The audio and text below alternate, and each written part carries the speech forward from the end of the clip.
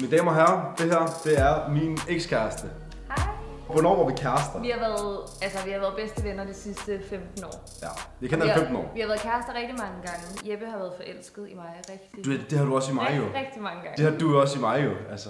Hvem slog op? Okay, sig, ja, det var så der. Jeg startede i Jeppes klasse i 2. klasse, og derfra har vi været kærester et par gange. Men sidste gang var 6. klasse på lejrskolen, hvor jeg dagen efter ringer til Jeppe og siger, jeg kan ikke det her. Det går simpelthen ikke. Altså, vi var hinandens første kys også, og det er så romantisk, det er, ikke? Ej, det var faktisk, SP eller K. Ja, i en SP eller K-lejr. Vi var kærester hvad? 3., 4., 5., 2 gange tror jeg, og så 1 gang i 6. eller sådan noget. Så ja, det er barndomskærester. Slap nu af, men det lyder bare grinerne at sige, at vi er ekskærester.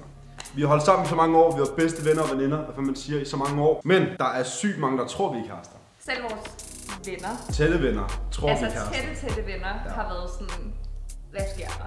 Enig, og det er også fordi, vi begge to vi er singler, og vi lægger rigtig mange stories op med hinanden. I kan lige få nogle af de stories her.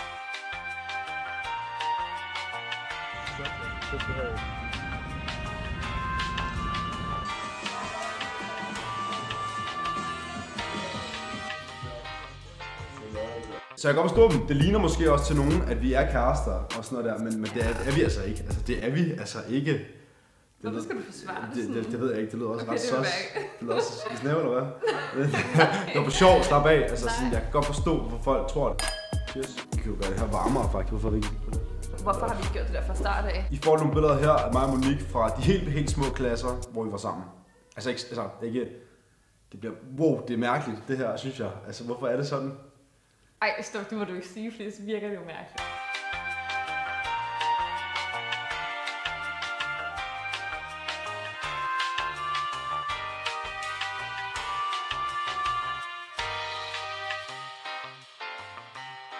Så vi tænkte, ved du hvad, det er en perfekt mulighed, fordi hvis I tror, vi er kærester derude, og hvis vores tætte venner stiller spørgsmål omkring, er I kærester? For det gør de også til mig, det gør de også til dig, vel? Ja. Du skal heller ikke lade, du skal lade gøre det mærkeligt. Altså sådan, stop. Vi har tænkt os at udnytte det her og lave lidt sjov med vores venner. Og vores familie også. Ja, og min mor ønsker bare det. Nej. Jo, det gør hun jo. Det kan man også godt forstå, ikke? Altså.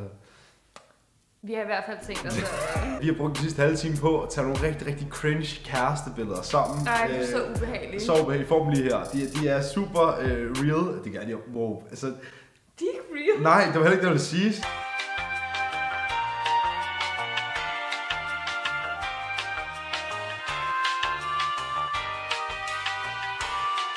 Vi har tænkt os at ringe til vores venner og familie, sige at vi er kærester, eller har fået noget for hinanden, eller har kysset et eller andet, og så sender et af de her mega cringe-ass kærestebilleder. Vi har sagt lang tid nu, at vi ikke er kærester, så tror de på os. Ja. Altså virkelig benægtet. Fuldstændig. Vi skal bare starte jo. Okay, hvad skal jeg sige her? Det første offer, det er simpelthen Mads Gottlieb, Mads Flotlieb, Madsen Dating. Nej, jeg kan ikke. Værsgo. Altså bros, hvad laver du? Jeg er til bryllup. Nå, kan du lige snakke hurtigt? Ja, hvad så? Det er noget fucking pis, bro.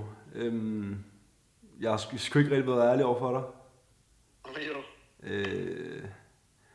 Mig og Monique, vi har ses lidt det sidste stykke tid. Vi vil ikke rigtig sige det til nogen, men... Bror, man, jeg callede den for 100 år siden, mand. Ja, også bro, hver gang du har sagt det, har også bare været sådan, hold nu kæft, mand, for du lurer mig low-key. Hvad er en ting eller noget? Ja, vi aftalte faktisk i går, at vi var en ting. Altså en ting eller kærester? Ja, det er jo nok kærester, jo. Så jo. Ja, bro, du skal lige se det her billede, du tog altså i går. Prøv lige at kigge på Messenger. Så I har også, jeg har været sammen med sådan noget, alle de andre, hvor du sagt, I har været sammen med sådan noget. Ja. Prøv lige at tjekke Messenger. Sygt. Sygt nok, mand. Hvorfor tror du på det, bro? Hvorfor tror du på det, bro? Hvad? Nej. Er det til en video eller noget? Ja. Hej, Mads. Det værste var, bro, det værste var, da du sagde, at du ikke var ærlig, så skulle jeg sagde med ting med det samme, nu laver jeg en fucking prank. Men så var det legit, det kunne godt være legit, det der. Det var det sygt. Sygt, du bare troede på det. Jeg callede den og sådan noget. Og tak for at kalde ham varm, Mads. Jeg har callet den, jeg har sagt det for længst. Hvad siger du? Jeg tror stadig på, at det bliver en ting en dag. Ja, vi skal nok blive kærester, bare roligt. Når vi er 30, når ingen andre gider her os. Ja, tak, bro. Vi ses. Hvorfor tror man på det? Fuck for lol. Hvorfor tror man Nej, på jeg det? vidste godt, at Mads ville tro på det. Han hoppede rigtig med begge ben. Det skal også siges, at Mads Gottlieb er jo faktisk selv lige kommet sammen med en af hans bedste barndomsveninder. Hvorfor sammenligner du? Jamen, det siger han til mig hele tiden. Han er sådan der, bror, men du skal også i gang med... Ja, det er jo ikke mig, der siger det, det er Mads, jo. Skal jeg ringe til min far? Ja. Og sige det der med i morgen? Hvad så? Havde vi en plan i morgen? Jeg regner med, at du kommer. Jamen, det gør jeg også. Ja, men okay, det er bare fordi, jeg har lige sådan en lille nyhed, eller hvad man skal kalde det. Hvad nu? Nej, det er bare fordi det er bare fordi mig og Jeppe, vi er begyndt at ses lidt. Ja. Ja, så det er bare for at høre, om han altså ligesom måtte komme med hjem. Ses, hvordan ses? Altså, venner, eller hvad? Nej, altså sådan lidt som kærester. Nej. Jo. Nej. Hvornår er I blevet det? Ja. Ja. Det var sjovt. Ja. Ja. Nej, men altså sådan den seneste måned, tror jeg. Ja, men hvor er du henne nu?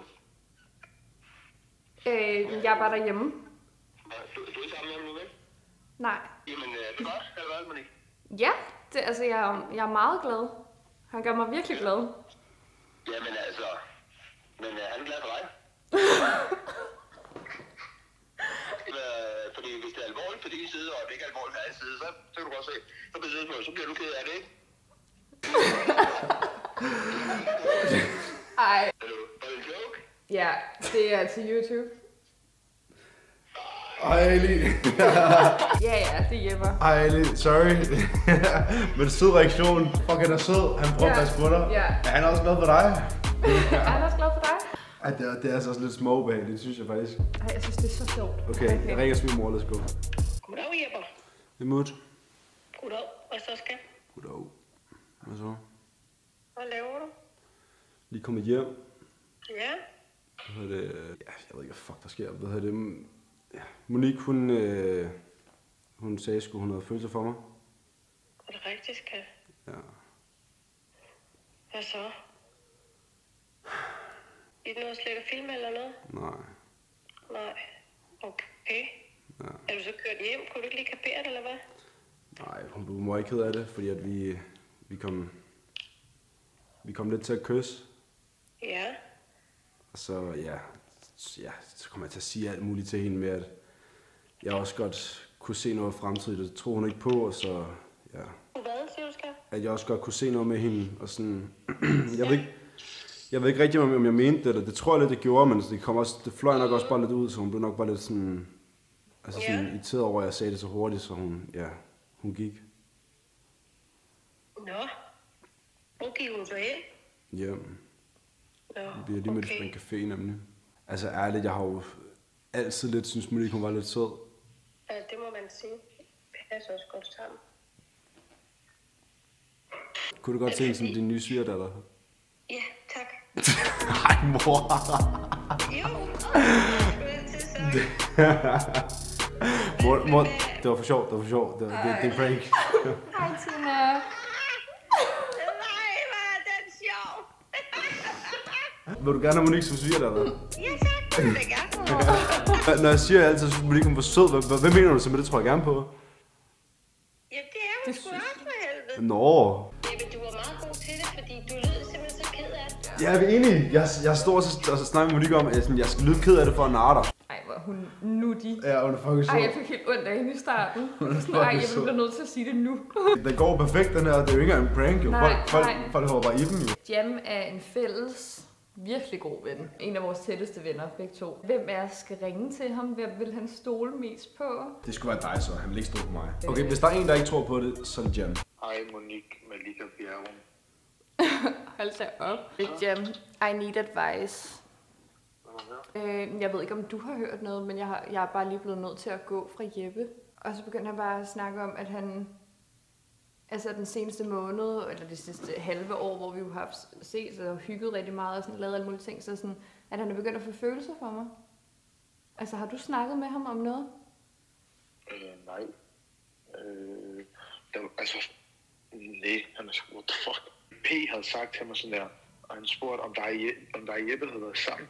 Altså sådan der, det ved jeg oprigtigt ikke, fordi sådan der, jeg har ikke spurgt, ikke? Altså, vi har været sammen. Mener du det? Ja. Hvornår er det sket? 3 uger siden, tror jeg. Nå, okay, fair nok, ja. Men du ved, han bare i hvert fald sådan der, at han har ikke sagt noget, Jeppe, sådan der.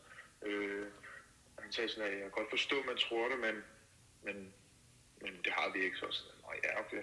Altså, jeg sender lige et billede til dig. Det er bare lige sådan for sådan lige at bekræfte. Bekræft hvad? At vi er sådan lidt kærester. No, what the fuck? Så sidder du sådan her nu?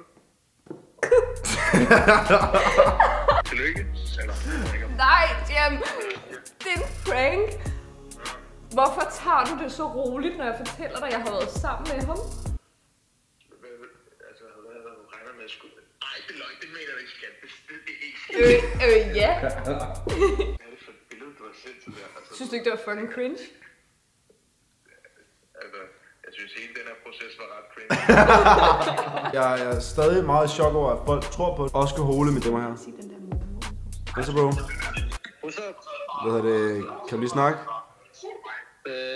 Ja. Kan du huske der for 2 uger siden, hvor Monique lægger en story op, hvor hun står i dine joggingbukser hjemme hos mig? Du kan næsten gætte dig til, hvad der skete. Du mistede bukserne, eller hvad? Nej, bro.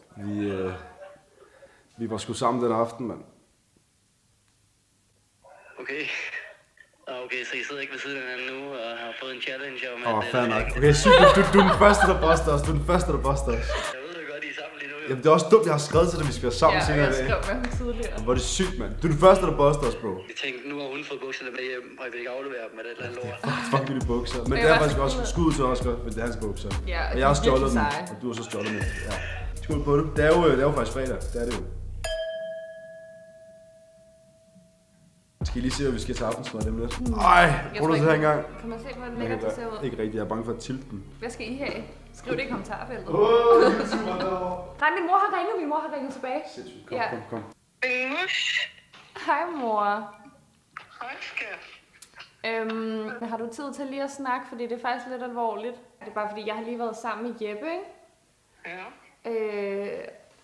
Og du ved, vi har jo været ret meget sammen og sådan lavet alt muligt. Så begyndte han at snakke lidt om, at han har fået følelser for mig. Ja. Ja. Og ja, så kom vi til at kysse. Ja. Ja, og så, så fik jeg egentlig også sagt alle mulige ting til ham med, at jeg godt kunne se, at det godt kunne være en ting, men sådan har jeg det jo ikke rigtigt, og jeg ved det ikke, og ja. Den er svær, skat, også fordi I har været venner så længe. Altså, hvad skal jeg gøre? Jamen, jeg synes, du skal mærke efter, skat. Når du føler, jeg synes, ja, du skal mærke rigtig godt efter. Ej, mor, undskyld, du er simpelthen for sød. Det er for sjovt. Det er for sjovt. Ja, undskyld, mor. Du reagerede fuldstændig på samme måde som Tina. Hvorfor har du kamera på mig? Ja, undskyld. Du var alt for sød. Men bare vent en eller anden dag. Ubehageligt, Nej, mand. det kunne jeg ikke. Det var for synd. Ja. Vi tager en mere hver. Jeg tager Benja, og jeg kommer bare til at gå all in med det samme. Yo, brother. Skal du også. Jeg sender lige 2 billeder, så kan du selv næsten regne den ud. Ja. Er det ikke bare en YouTube-video? Ej, men fuck, hvor er det sygt. Altså, sygt, du gætter den. Fuck! Jeg har ikke pranket nogen af mine veninder, jo. Nej, det er rigtigt. Hello. Det er fordi, jeg ville ikke rigtig sige det den anden dag, da vi alle 3 sad der. Ja, det er fordi, jeg har sådan, du ved ikke holdt det hemmeligt for dig, men det er bare sådan lidt... Ja, altså jeg kan bare sende billederne til dig, og så kan du selv lidt gennemskue, hvad fanden der lige... Joke, eller hvad? Nej, det er faktisk ikke en joke. Altså... Jeg tror på alt. Hvad mener du? Er du sammen med mig nu? Nej. Hvis det ikke er en prank, hvorfor sagde du så...